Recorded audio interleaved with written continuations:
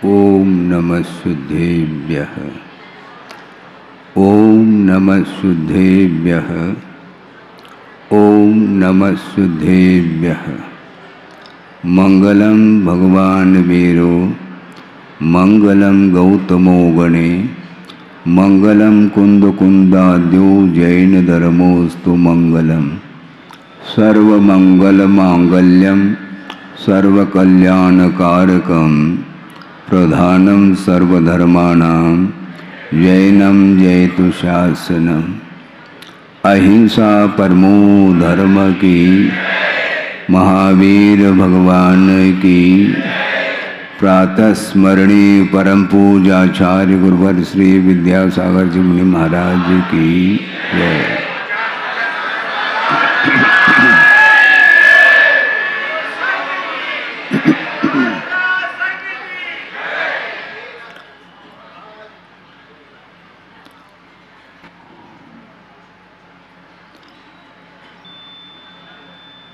एक चक्रवर्ती का प्रसंग रख कर के ये विषय दिया था कि मानव पर्याय को प्राप्त करने के उपरांत भी और अतीत में पुण्य का अर्जन करके चक्रवर्ती पद को प्राप्त करने के बावजूद भी हुंडावसर्पिणी के फलस्वरूप उसका पतन हुआ था। ब्रह्मदत्त चक्रवर्ती का प्रसंग आपके सामने रखा था। मानव पर्याय का मिलना दुर्लभ है और संसार में मनुष्य पर्याय को प्राप्त करने वाले कई जीव होते हैं और आर्यखंड में उत्पन्न होने के उपरांत भी जो उच्च कुल है उससे भी वंचित रह जाते हैं। निंदनीय कुल में पैदा हुआ मानव वह मानव नहीं कहलाता। भले ही मनुष्य गति का उदय चल रहा है, मनुष्य आयु के साथ उसका जीवन व्यतीत हो रहा है, किंतु मानवता से वह कोसों दूर माना जाता है, जो कि धर्म के मर्म को समझने की क्षमता नहीं रखता। ऐसे कई जीव हैं निंदनीय कुल में पैदा हुए हैं और निंदनीय कुल में जो पैदा कौन होता है उसका थोड़ा सा सैद्धांतिक विषय भी हमें समझना चाहिए, क्योंकि कार्य जो होता है वह कारण के अनुरूप ही होता है। यह कई बार यह विषय हम दे चुके हैं। मान लो आप चना बोएंगे तो गेहूँ तो नहीं उगेगा ना, उग सकता है? नहीं उगेगा। क्यों नहीं उगता?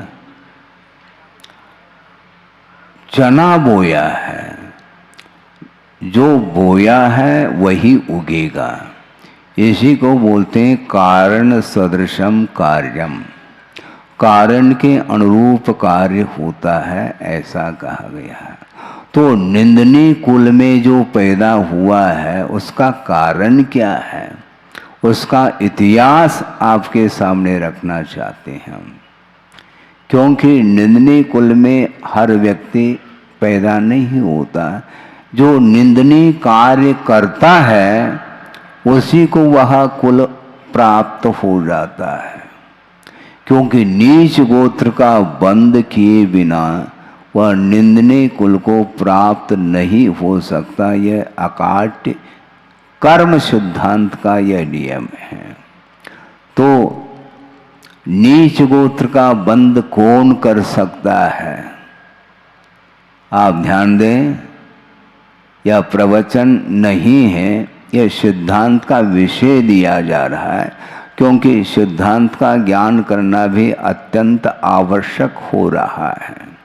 बीच बीच में प्रसंग के अनुरूप कोई दृष्टांत आदि के माध्यम से सिद्धांत को सरल बनाया जा सकता है, किंतु नीच गोत्र का जो बंद करता है उसका स्वामी कौन है, इसकी चर्चा आगम में मिलती है। आप तत्पाद सूत्र का पाठ करते होंगे। तत्पाद सूत्र के अर्थ की ओर भी आपका ध्यान हो सकता है इसलिए कह रहा हूँ क्योंकि सिद्धांत ग्रंथों का स्वाध्याय आजकल नहीं हो पाता, कोई बाधा नहीं। प्रमाण योग के माध्यम से भी महापुरुषों के जीवन वृत्त को पढ़ करके अपने जीवन को भी उन्नति की ओर ले जाया जा सकता है। तो वहाँ पर भी प्रसंग के अनुरूप बीच बीच में श्रद्धान या अपने सिद्धांत का भी विषय सुनने को मिलता है। तो मैं ये कहना चाहता हूँ, निंदनीय कुल में जो पैदा होता है वह नीच गोत्र का बंध जिसने किया है पूर्व में, उसी को वह कुल प्राप्त होता है। और नीच गोत्र का बंध कौन कर सकता है, यह मार्मिक विषय है। सम्यक दृष्टि कभी भी नीच गोत्र का बंध नहीं कर सकता, आप लिख के रखिएगा। सम्यक दृष्टि कभी भी नीच गोत्र का बंध नहीं कर सकता। सम्यक अपने नीच गोत्र का बंध का स्वामी केवल दो ही गुणस्थान है।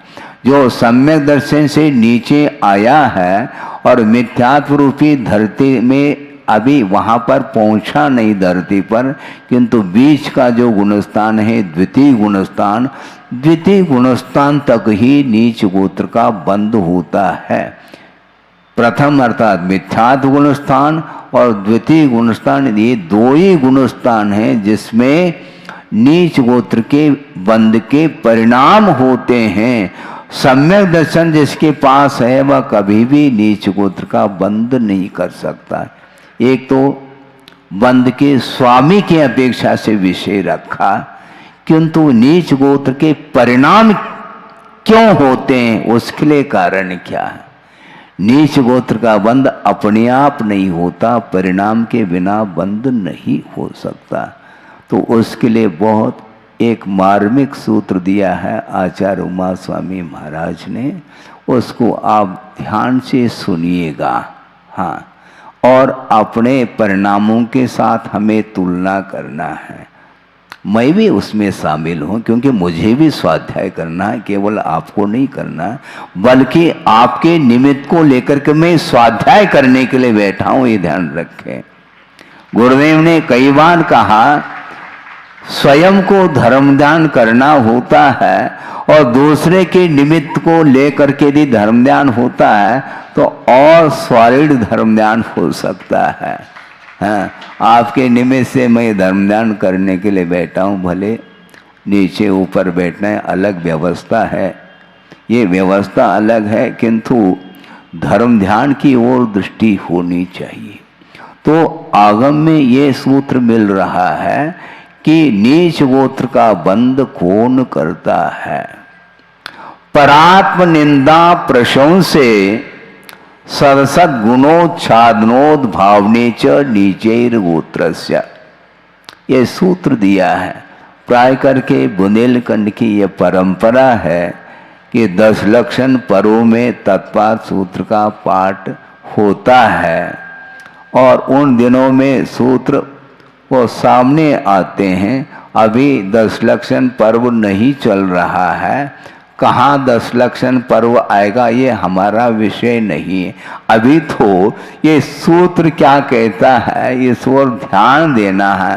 परात्म निंदा प्रशंसे, दूसरे की निंदा करना और अपनी आत्म प्रशंसा का जो भाव रखता है वह नीच गोत्र का बंध का स्वामी होता है, ऐसा कहा है। ध्यान दें, बहुत कठिन होता है।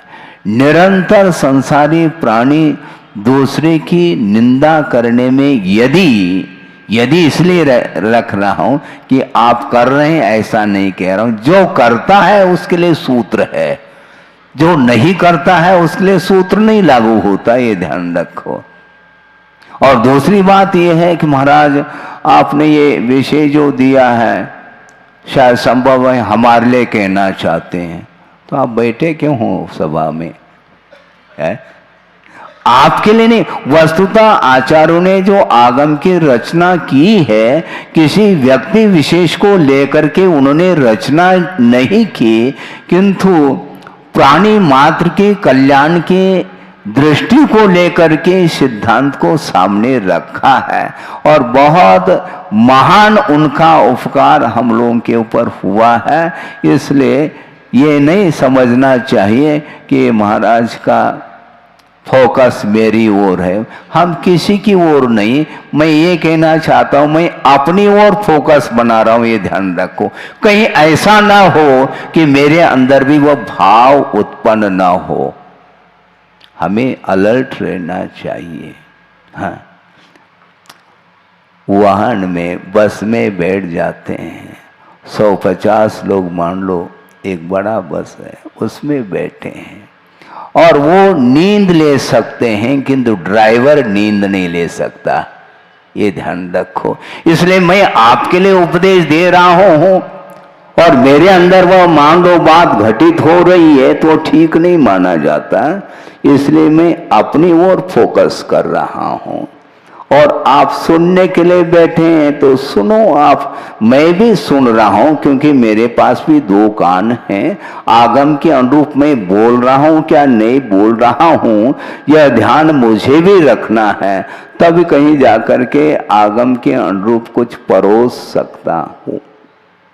तो बात ये चल रही थी कि दूसरे की निंदा का परिणाम और आत्म प्रशंसा का जो भाव है, ये दोनों परिणाम नीच गोत्र के आश्रव के लिए अथवा बंद के लिए कारण है। इस प्रकार आगम में सूत्र दिया है।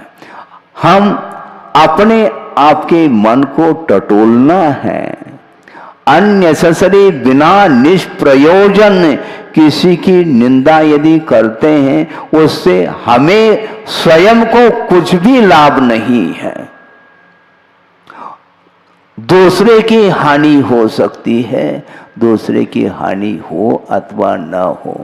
क्योंकि किसी ने किसी की निंदा की है, किंतु जिसने निंदा के वचनों को सुन लिया फिर भी उससे कोई प्रयोजन नहीं उसको, और वह अपने आत्म साधना में लीन हो जाता है, तो उसकी निंदा करने से हमारी हानि है, उसकी कोई भी हानि नहीं हो सकती।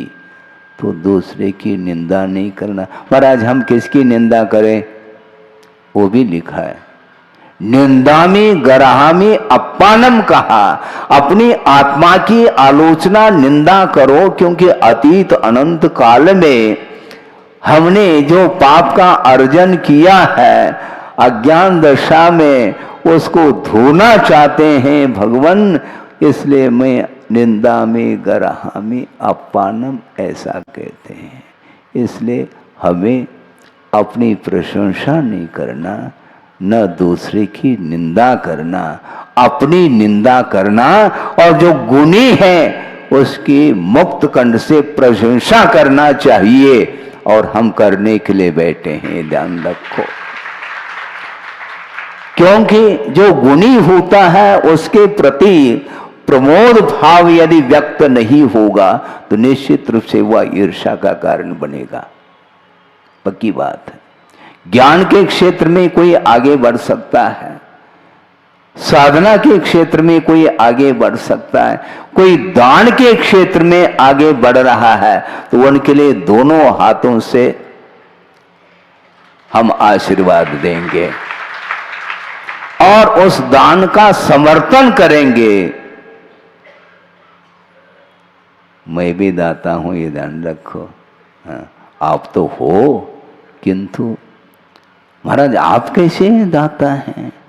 आप भी पुण्यार्चक बन रहे हैं क्या? मैं प्रति समय पुण्यार्चक बन सकता हूं, बन रहा हूं, क्योंकि दान की अनुमोदना करने वाला जो होता है वह दाता नहीं है। क्या आपके दृष्टि में क्या है, हमें बता दो। आपने तो दान किया है, आपने दान की भावना भी की और उस दान को दे भी दिया, समर्पण भाव के साथ दिया है, आस्था के साथ दिया है, और जो पवित्र जनालय जो बनने जा रहा है उसमें योगदान आपका हो रहा है। उस दृश्य को देख करके मेरा मन प्रफुल्लित है और इसके माध्यम से मैं ये पुण्य का जो अर्जन करूंगा या कर रहा हूं वह अपने आप में अलग क्वालिटी का पुण्य है, ये ध्यान रखो। क्योंकि आचार्यों ने कहा कृत कारित अनुमोदन मन वचन और काय, इसके माध्यम से पुण्य का अर्जन करने का अवसर प्राप्त होता है। और आज आपके सामने एक पुण्यार्जक बैठा है जिन्होंने कल क्या किया, बिना किसी प्रेशर के, हाँ ये ध्यान रखो, क्योंकि हम प्रेशर नहीं देते हैं किसी को, हाँ, लेकिन थोड़ा बहुत मोटिवेट करने की आवश्यकता पड़ती है ताकि उसके माध्यम से उत्साह और जागृत होता है। पुण्य का क्या स्वरूप है उसको सामने रखने से अपने आप ही भाव उमड़ते रहते हैं और वह आगे बढ़ता चला जाता है। आप सफ़र कर रहे हैं मान लो, और पैदल सफ़र कर रहे हैं ऐसा मान के चलता हूँ, और आपके उस सफ़र में पीछे से जो हवा चलती है तो आपके लिए आगे बढ़ाने में वह कारण शुद्ध हो जाती है वह हवा। उसी प्रकार ये हवा समझ लो, आप चल रहे हैं और आप आसानी से बढ़ते चले जाएं, इसलिए थोड़े बहुत उत्साह जागृत करने की आवश्यकता होती है।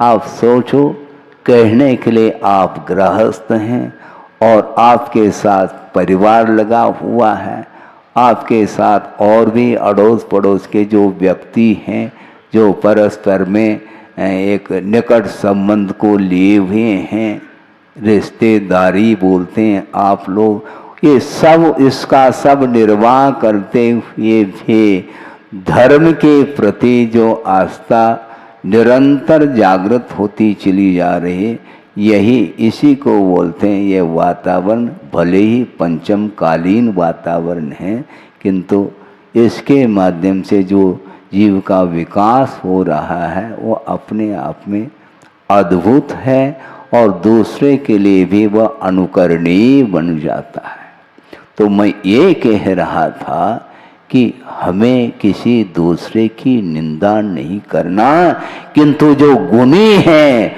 उसकी प्रशंसा में लग जाओ, क्योंकि दूसरे की निंदा करने में अपना जीवन व्यर्थ चला जाएगा, ये ध्यान रखो। इसलिए आचार्य कहते हैं अपने को धर्म ध्यान करना है, आर ध्यान नहीं करना है।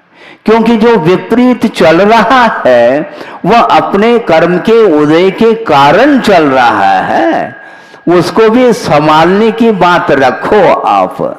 किंतु संभाला तब जाता है जब वह संभलना चाहता है तो की बात है।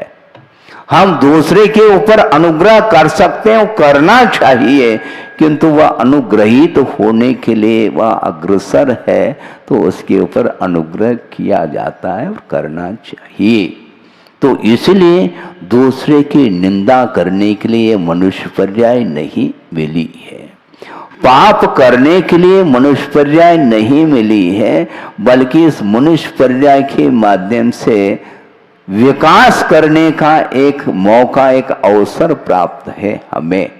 तो कल हमने आपके सामने चक्रवर्ती का प्रसंग रखा था कि वह चक्रवर्तित्व पद को प्राप्त कर लिया बिना पुण्य के संभव नहीं, किंतु वर्तमान में उस पुण्य का सदुपयोग नहीं कर सका, इसलिए उसका अधःपतन हुआ है, अधोगति का पात्र हुआ है। चाहे तो वह ऊर्ध्वगति का पात्र बन सकता था, किंतु बन सकता था, बने तब की बात है।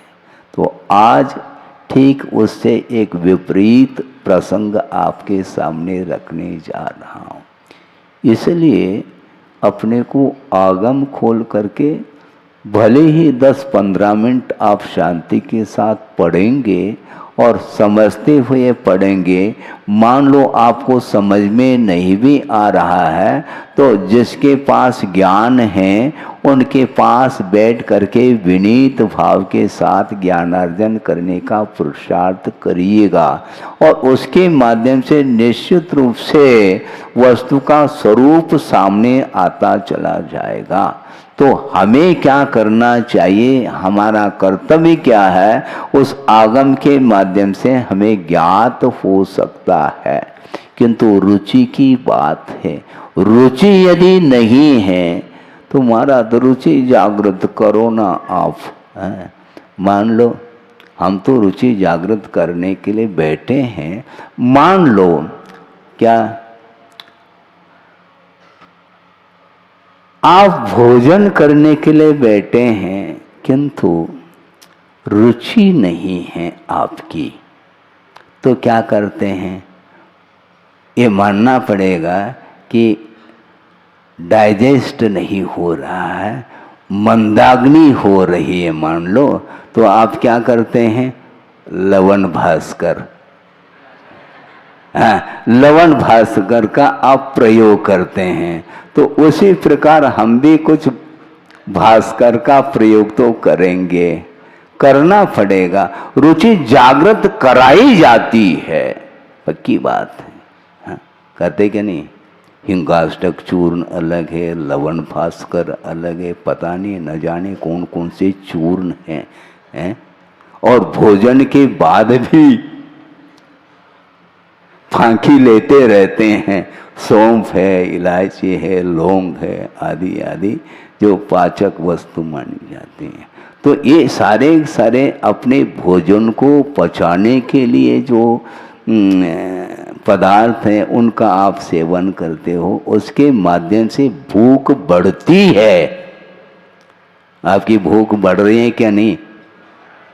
नहीं बढ़ रही है तो परोसना फिर ठीक नहीं मानना, ठीक नहीं माना जाता। महाराज आप परोसो, अपने आप भूख बढ़ेगी, लेकिन थोड़ा थोड़ा परोसेंगे तो ही वह जठराग्नि बनी रहेगी। गुरुदेव का ये कहना है कभी भी पूर्ण रूप से भूख को मिटाना नहीं चाहिए, पूर्ण रूप से प्यास को मिटाना नहीं चाहिए। जठराग्नि बनी रहनी चाहिए ताकि वह थोड़ा बहुत भी लेओगे तो वह भस्म हो सकता है, पूरा का पूरा वह डाइजेस्ट हो सकता है। उसी प्रकार थोड़े छोटे छोटे प्रसंग आपके सामने प्रतिदिन देता रहता हूँ ताकि वह विषय आपको आत्मसात होता रहे। तो मैं ये कह रहा था कि जीवन जो मिला है, मनुष्य पर्याय जो मिली है, बहुत पवित्र पर्याय मानी जाती है। 4 गति हैं, उनमें से एक मनुष्य गति ऐसी गति है जिस गति से सारे रास्ते खुले हैं। यानी मनुष्य मर करके पुनः मनुष्य भी बन सकता है, मनुष्य मर करके नारकी हो सकता है, तिर्यंच हो सकता है, देव पर्याय को प्राप्त हो सकता है और मुक्त भी हो सकता है। किंतु अन्य गतियों में मुक्ति नहीं मिलती है। इसलिए मोक्ष को प्राप्त करने के योग्य यह पर्याय आपको मिली है और उसमें भी उच्च कुल में उत्पन्न हुए हैं। इसलिए कुल का अभिमान न रखो, कुल का सदुपयोग करिए आप। मैं इस कुल का हूं, अरे कुल का हूं तो ठीक, कुल मिला करके आप कहना क्या चाहते हैं भाई? कुल का सदुपयोग करो। जो पर्याय मिली है, जो साधन मिले हैं मोक्ष मार्ग के योग, उसका सदुपयोग करने का यह स्वर्णिम अवसर है। पूर्णतः सदुपयोग करिए। हाँ, एक नहीं, कई लोग भी एक साथ भी कई लोग पुण्यार्जक बन सकते हैं। और उसका भी आपने एक अनुष्ठान चालू ही कर दिया कि शिलाओं के माध्यम से एक दिन में कई पुण्यार्जक आप लोग बनाते हैं। और अपने निमित्त से ये कई पुण्यार्जक बन जाता है, जबकि कई बनना चाहिए। बल्कि हम तो यहाँ तक कहते हैं, कई लोग कहते हैं महाराज हमारे यहाँ क्या, हमारे यहाँ समझ गए कि फिल इन द ब्लैंक्स, हमारे यहाँ लाभ नहीं मिल रहा है महाराज, गंधोदक नहीं मिल रहा। हमने सोचा भैया कमंडलू खाली कर दूं क्या, कमंडल में जल है, गंधोदक लेना चाहो क्या? नहीं महाराज, गंधोदक का अर्थ अलग है। हाँ, कहाँ पर? हमारे तय, हमारे यहाँ आप अगवा आना है और हम गंधोदक से अपने आप को पवित्र बनाना चाहते हैं। भाव है, होना चाहिए। और एक बार ये प्रसंग सुनने को मिला, मुझे भी हंसी आ गई। और एक परिवार ने प्रणाम करके ले गए और आहार के पश्चात वापस वो भेजने के लिए आए, और उनके साथ 2 परिवार और आए जो आसपास ही रहते थे। वो भी, उनका भी चौका लग रहा होगा। और आकर के उसमें से एक परिवार ने कहा कि महाराज 15 दिन से चौका लग रहा है, आपका आहार नहीं हो पा रहा है। तो दूसरे ने क्या कहा मालूम है? नहीं, ऐसा नहीं कहते कभी भूल करके भी, मेरा 25 दिन से लग रहा है। और दूसरे को तो कह रहा है ऐसा नहीं कहना चाहिए, और स्वयं कह भी दिया उसने। ऐसा होता है, वह भीतर भाव रुक नहीं पाते हैं और वह बोल ही देते हैं। बोलने में भी कोई हमें आपत्ति नहीं, हम सुन लेते हैं, क्योंकि हम सुनने की भी आदत हमारी हो चुकी है। समय पर ही सब कुछ होता है। इसलिए हम इतना ही कहना चाहते हैं, उच्च कुल में पैदा होने के लिए बहुत पुरुषार्थ करना पड़ता है। नरक गति का पात्र बनता है, वहाँ पर नीच गोत्र का ही निरंतर उदय चलता रहता है। तिर्यंच गति में भी नीच गोत्र का ही प्राय उदय चलता रहता है, और देव गति में नियम से उच्च गोत्र का ही उदय होता है, और मनुष्य गति में नीच गोत्र का भी और उच्च गोत्र का भी उदय हो सकता है। तो इसलिए ये अतीत का जो पुरुषार्थ आप लोगों ने किया है, वह पुरुषार्थ ही वर्तमान में काम आ रहा है। तो एक चक्रवर्ती बनकर के भी इतना पाप कर लिया उसने, अज्ञान के कारण वह नीचे चला गया, उसका पतन हो गया। और एक आज प्रसंग आपके सामने दे रहा हूँ, एक तिर्यंच होकर के भी जो पतित प्राणी माना जाता है, उसका उत्थान हो रहा है। कृत्वा पाप सहस्राणि, कृत्वा पाप सहस्राणि हत्वा जंतु शतानि च, कृत्वा पाप सहस्राणि हत्वा जंतु शतानि च, अमुम मंत्रम समाराध्य तिर्यंचोपि दिवंगताः। मंत्र, नमोकार मंत्र का स्मरण करके उसकी आराधना के फलस्वरूप तिर्यंच भी देव पर्याय को प्राप्त कर लेता है। अपने जीवन में हजारों पाप करके सैकड़ों जंतुओं का वध करने के उपरांत भी, क्योंकि जो क्रूर जाति के जो तिर्यंच होते हैं, जो जीवन के आदि से लेकर के अंत तक जिनका मांस भक्षण ही एकमात्र भोजन माना जाता है, उसके बावजूद भी उसका विकास होता है। किसके थ्रू होता है? मंत्रम अमुम मंत्रम समाराध्यो। इस नमोकार मंत्र की आराधना करके तिर्यंच भी देव गति को प्राप्त होता है। आप सुन रहे हैं क्या? नहीं, जब तिर्यंच भी देव गति को प्राप्त हो सकता है, हो रहा है, तो आप लोग तो मानव हो, आपको तो स्वर्ग क्या मोक्ष दिलाने वाला ये महामंत्र माना जाता है, ये ध्यान रखो। इसलिए हमें स्वर्ग को प्राप्त करने के उद्देश्य से नमोकार मंत्र की आराधना हमें नहीं करनी है, किंतु कर्म क्षय के उद्देश्य को लेकर के ही इस मंत्र की आराधना उपासना हमें कर लेनी चाहिए, और कोई भी उद्देश्य नहीं होना चाहिए। क्योंकि पुण्य का अर्जन जो होता है वह निरपेक्ष भाव के साथ ही होता है, कोई इच्छा नहीं। यदि कोई इच्छा है भी, भगवान ये संसार कब समाप्त हो, इस भाव को लेकर के आप पुण्यार्जन करिएगा, इस भाव को लेकर के आप अपनी शक्ति के अनुरूप साधना करिएगा। उसके निमित्त से, उस साधना के माध्यम से ये विश्वास है निश्चित रूप से उसका कल्याण हुए बिना रह नहीं सकता। तिरंज हो करके भी दिवंगता कह रहे हैं, आप तो बोल ही देते हैं, अवसान हो गया दिवंगत हो गए, ऐसा बोल देते हैं। गए कहीं भी हो ये बात अलग है, लेकिन स्वर्गीय लिखते हैं, वो चलन में है, ये व्यवहार है, लिखना भी चाहिए, ठीक है, लेकिन वस्तुतः परिणाम के अनुरूप ही गति मिलती है। इस श्लोक को इसलिए रखा कि प्रसंग इसी को बना रहा हूं। अयोध्या नगरी में रामचंद्र जी राज कर रहे हैं और वह प्रसंग आपके सामने है। सकल भूषण केवली जिनका आगमन अयोध्या में हुआ है और उनकी दर्शन के लिए पूरी जनता जा रही है और दिव्य ध्वनि सुनने के लिए,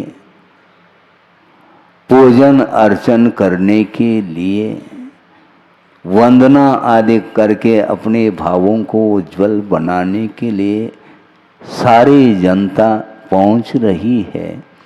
और वहाँ पर कौन पहुंचा है? विभीषण भी पहुंचा है। और विभीषण जा करके केवली भगवान की वंदना करता है और निवेदन करता है, भगवान मैं आपके मुख से वह वृत्तांत सुनना चाहता हूं। कौन? रामचंद्र जी और सुग्रीव का जो पूर्व वृत्तांत है उसको मैं सुनना चाहता हूं। इतना ही पर्याप्ता ये जिज्ञासा थी और वह देशना के माध्यम से वह बात सामने आ रही है कि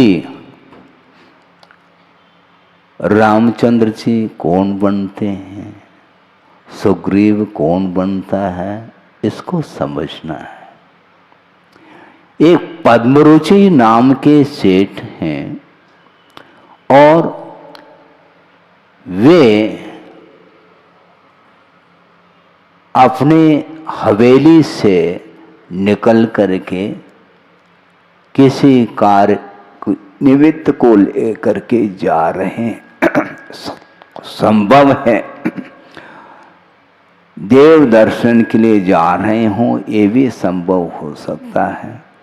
किसी भी निमित्त को लेकर के जाएं, हमें इससे कोई प्रयोजन नहीं, किंतु वो जा रहे हैं।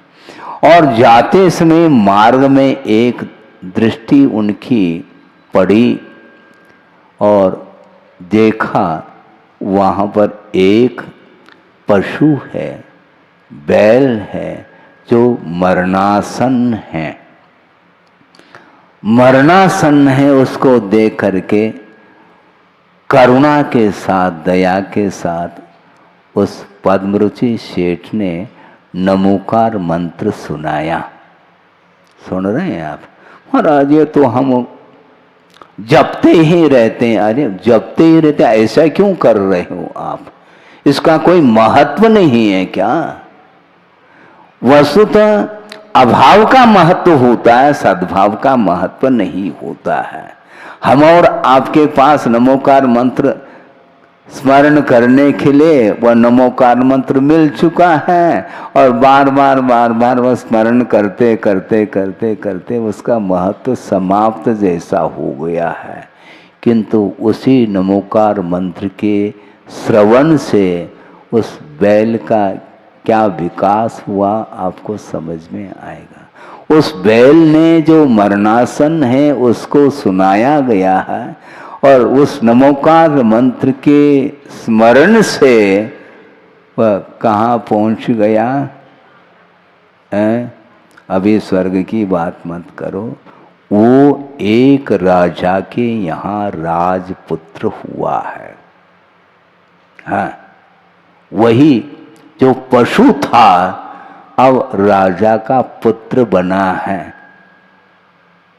पुण्य का अर्जन देखो, एक पशु पर्याय में रह करके भी एक बार नमोकार मंत्र के श्रवण से और स्मरण से और श्रद्धा के साथ स्मरण किया होगा, उसका प्रतिफल ये निकला कि वह राजा का पुत्र हुआ है। और वह राजा का पुत्र जब बड़ा हो जाता है तो वही राजा बनता है। और एक दिन वो भी घूमने के लिए जा रहा है और कहाँ से घूमने के लिए जाता है तो वहाँ पर जहाँ पर नमोकार मंत्र का स्मरण किया था जो बैल के पर्याय में, उसी स्थान पर जाकर के उसको जाति स्मरण हो जाता है। अरे मेरा ये विकास जो हुआ है कि किसके कारण हुआ है उसको ढूंढना है। स्मरण जाति स्मरण होते ही ये ज्ञात हो जाता है मेरा जीवन अतीत का जीवन पशु पर्याय में था और वहां से मैं राजा का पुत्र हुआ हूँ। इस पशु पर्याय से ऊपर निकालने के लिए किसने उपकार किया है उसको ढूंढना है। और ढूंढना है, वो सोचता है ऐसे ढूंढने में मिलेंगे नहीं वो, और उनके मन में इतने पवित्र परिणाम हो गए, उसने सोचा एक विशाल जिनालय का मैं निर्माण करूंगा। परिणाम के द्वारा ही होता है। ये पशु पर्याय मिलती है, तिरिंज पर्याय मिलती है, मिलती क्यों है वह पाप का परिणाम है। वो पाप में परिणाम का ही परिणाम है। परिणाम अर्थात भाव और परिणाम अर्थात रिजल्ट। परिणाम तो अच्छे करो नहीं और परिणाम अच्छा निकले ये भाव रखना ठीक नहीं माना जाता। अच्छे परिणाम करिएगा। आगम के आधार से हम सोचते हैं तो हमारा पतन और हमारा उत्थान उसमें अपने ही परिणाम सिद्ध होते हैं। इसलिए बहुत अच्छा अवसर मिला है आप लोगों को, मनुष्य पर्याय मिली है और उत्तम कुल मिला है। कुल मिला करके उस कुल का सदुपयोग करिएगा। इसके बिना हमारा और कोई उत्थान के लिए कारण नहीं बन सकता। इसलिए उत्तम कुल में पैदा हुए जो जीव हैं वो बहुत पुण्यशाली हैं और उनका पुण्य निरंतर वृद्धिंगत हो और उसके माध्यम से मनुष्य जीवन को सार्थक बनाएं और उसके माध्यम से परंपरा से हमें मोक्ष का लाभ भी हो सके। इस पवित्र भावना के साथ अहिंसा परमो धर्म की जय।